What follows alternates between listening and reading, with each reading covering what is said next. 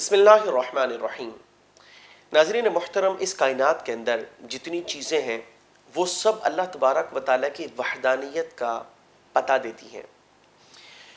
اس دنیا کے اندر اللہ تبارک و تعالیٰ نے جو چیزیں رکھی ہیں ان میں غور و تفکر کرنے کے بعد انسان اس نتیجے پہ پہنچتا ہے کہ ایک ہی ذات ہے جو اس نظام کو چلا رہی ہے۔ مختلف مذاہب کے لوگ کسی بھی طریقے سے اس بات کو تسلیم کرتے ہیں کہ یہ نظام خدا کا نظام ہے۔ بس فرق اتنا ہے کہ کچھ لوگ خدا کو ماننے کے باوجود بھی دوسروں کو لائق عبادت سمجھتے ہیں، ان کی پوجا پاٹ کرتے ہیں، ان کی پرستش کرتے ہیں، ان کی بندگی کرتے ہیں۔ اور ایک مسلمان ہے جو اللہ تبارک و تعالیٰ کی وحدانیت کو تسلیم کرنے کے بعد کسی اور کی عبادت، پرستش، بندگی نہیں کرتا۔ وہ فقط سجدہ ریز ہوتا ہے تو اسی رب کے حضور، وہ کلمہ پڑھتا ہے تو اسی نبی کا جو کہ اللہ کے محبوب، مقرب اور سب سے برگزیدہ بندے ہیں۔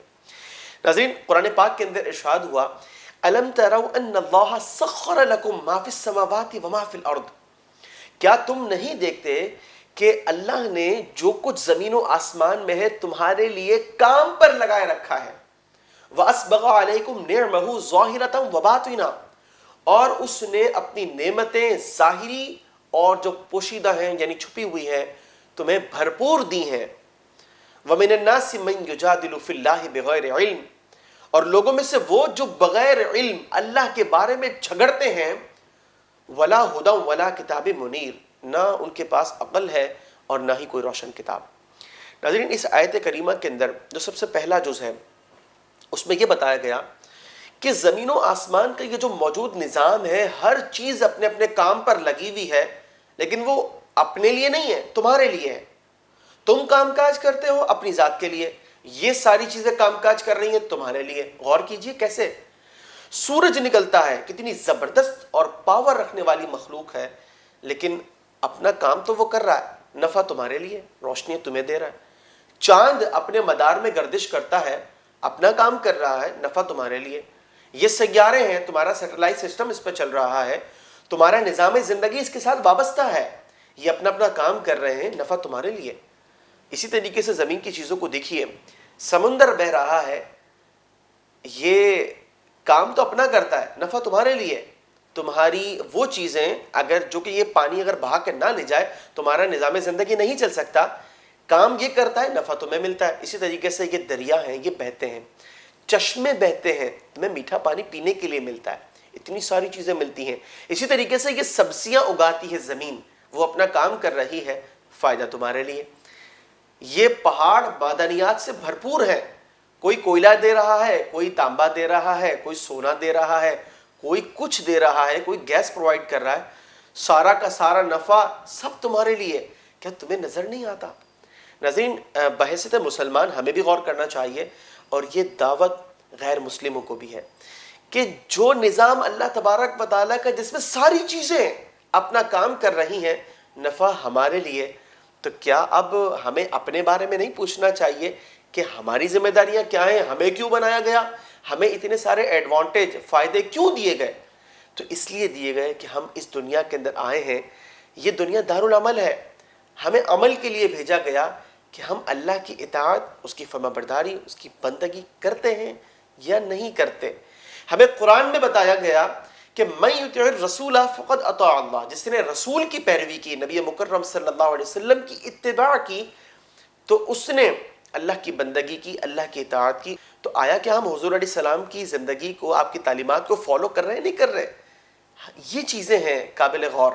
اور یاد رکھیے کہ ایک غیر مسلم، یعنی یہ جو سوال ہے جس انداز سے کیا گیا کہ کیا تمہیں نظر نہیں آتا، نظر تو سب کو آتا ہے۔ ایک کافر بھی دیکھتا ہے کہ سورج کی روشنی ہے، اس سے وہ فائدہ اٹھا رہا ہے، پینے کا پانی ہے وہ اس کو استعمال کر رہا ہے، ساری چیزوں سے وہ فائدہ اٹھا رہا ہے، اسے نظر تو آ رہا ہے۔ لیکن ایک کافر کا معاملہ یوں ہے کہ جس چیز کو فوکس کیا جائے، ہم کسی چیز کو اگر غور سے دیکھ رہے ہوں، فوکس کر رہے ہوں، تو دیگر چیزیں ہمیں ضرور نظر آتی ہیں، لیکن وہ نظر آنا یا نظر نہ آنا یہ برابر ہے۔ وجہ یہ ہے کہ ہمارا فوکس جس چیز کے اوپر ہوتا ہے، اصل ہماری ساری توجہ اسی کے اوپر ہوتی ہے۔ تو ایک غیر مسلم، یعنی وہ شخص جو اللہ تبارک و تعالیٰ کی وحدانیت کو حقیقی معنوں میں تسلیم نہیں کرتا، اس کے ساتھ مختلف شرکاء کا تصور رکھتا ہے، تو اس کی زندگی اصل میں اپنی ذات اور اپنی جو لائف وہ گزار رہا ہوتا اس کی حد تک محدود ہوتی ہے. اس سے یہ ساری چیزیں جو کہ کام کرتی ہوئی ہیں اس کے لیے نظر آنا یا نظر نہ آنا یہ برابر ہوتا ہے. ناظرین ہمیں اللہ تبارک و تعالیٰ کے اس نظام پر غور و تفکر کرنا چاہیے اور اس کے اندر یقیناً ہمارے لیے بہت سارے ہدایت کے پہلو ہیں. دوسری بات فرمایا کہ ہم نے تم پر اپنی ظاہری اور باطنی نعمتیں بھرپور کی ہیں. اور ناظرین ان تمام نعمتوں میں مفسرین نے بڑا کلام کیا. ہمارے اعضاء کی سلامتی ہمارے لیے نعمت، ہمارے والدین ہمارے لیے نعمت، ہمارا گھر بار نعمت، مال و دولت نعمت، ہمارا علم ہمارے لیے نعمت، ہماری صلاحیت نعمت. لیکن یاد رکھیے کہ سب سے بڑی نعمت یہ ہے کہ ہمیں حضور علیہ السلام کے طفیل اسلام ملا. کیونکہ یہ وہ نعمت ہے کہ زندگی میں یعنی دنیا میں ہمارے لیے ایک مکمل ضابطہ حیات ہے. ٹھیک ہے، ہمارے لیے وہ قوانین موجود ہیں کہ ہم اپنی زندگی کو اگر ان قوانین کے مطابق گزاریں تو تمام اقوام عالم سے سب سے بہترین زندگی ہماری ہوگی.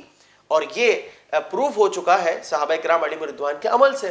تو اسلام دنیا میں سب سے بڑی نعمت یعنی ظاہری نعمتوں میں سب سے بڑی نعمت اسلام ہے. اور اسی طریقے سے جو چھپی ہوئی نعمتیں ہیں ان نعمتوں پر بھی مفسرین نے بڑا کلام کیا. دل انسان کا چھپا ہوا ہے لیکن اس کا پراپر طریقے سے کام کرنا، اس کی موجودگی ہمارے لیے باطنی نعمت ہے. لیکن اس سے بھی بڑی نعمت موجود ہے اور وہ ہے حضور علیہ السلام کی شفاعت. دنیا کے اندر بتقاضۂ بشریت ہم سے خطائیں ہو جاتی ہیں، کیسے ان کا کفارہ ہوگا؟ تو یاد رکھیے کہ جو حضور علیہ السلام کا غلام ہے، سچا امتی، آپ سے محبت کرنے والا ہے، کل بروز قیامت اللہ تبارک و تعالیٰ آپ علیہ السلام کی شفاعت کے طفیل بالآخر جنت میں ضرور داخلہ عطا فرمائے گا. گناہوں کی سزا ملے یا اللہ تعالیٰ اپنے فضل سے وہ بھی معاف کر دے وہ ایک علیحدہ معاملہ ہے، لیکن بالآخر داخلہ جنت تو ہونا ہے نا ہر مسلمان نے. تو یہ جو شفاعت ہے یہ باطنی نعمت ہے. اور ناظرین فرمایا کہ لوگوں میں سے وہ جو اللہ کے بارے میں جھگڑتے ہیں، تو ایک قول یہ ہے کہ نضر بن حارث مشہور کافر تھا مکہ کا، یہ حضور علیہ السلام سے جھگڑا کرتا تھا کہ یہ بتائیں کہ اللہ تبارک و تعالیٰ کیسا ہے، اس کا جسم کیسا ہے. چنانچہ وہ جھگڑتا تھا. اور ایک اور قول یہ ہے کہ ایک یہودی جو تھا وہ حضور علیہ السلام سے یہ اس معاملے میں جھگڑنے لگا کہ بتائیں خدا جو ہے اس کا جسم کیسا ہے، وہ کہاں ہے، اور یہ ساری باتیں اس نے پوچھنا شروع کی. آسمانی بجلی گری اور وہ جل کر راکھ ہو گیا. چنانچہ اللہ تعالیٰ کی ذات کے بارے میں ہمیں زیادہ غور و تفکر نہیں کرنا چاہیے، اس کی صفات، اس کے اس نظام سے ہمیں اس کی معرفت حاصل کرنی چاہیے. اور ان کے بارے میں یہ فرمایا کہ یہ جو جھگڑا کرنے والے ہیں نہ ان کے پاس علم ہوتا ہے اور نہ یہ عقل رکھتے ہیں اور نہ ہی ان کے پاس کوئی روشن کتاب ہے. بات دراصل یہ ہے کہ یہ کفار کا طریقہ کار ہے کہ وہ دین کے بارے میں جھگڑتے ہیں. ہمارے ہاں بھی بہت سارے روشن خیال کہلانے والے لوگ وہ بھی اس قسم کا کام کرتے نظر آتے ہیں کہ دین کے بارے میں وہ اپنی زبان کو دراز کرتے ہیں کہ جناب میرے مطابق میں یہ کہتا ہوں، میں یہ سمجھتا ہوں. یہاں رائے، سمجھ بوجھ اور میرے مطابق کا عمل دخل نہیں ہے. یہاں تو صرف وہی قابل قبول ہے جو قرآن و سنت میں موجود ہے یا قرآن و سنت کی تعلیمات کے عین مطابق ہے. ہم اللہ تعالیٰ کی بارگاہ میں دعا کرتے ہیں کہ رب کریم ہمیں صراط مستقیم پر گامزن فرمائے اور اپنا پسندیدہ بندہ ہمیں بنائے. خلق السحاب وخلق الماء خلق الشمس في الفضاء سبحان خالق الحياة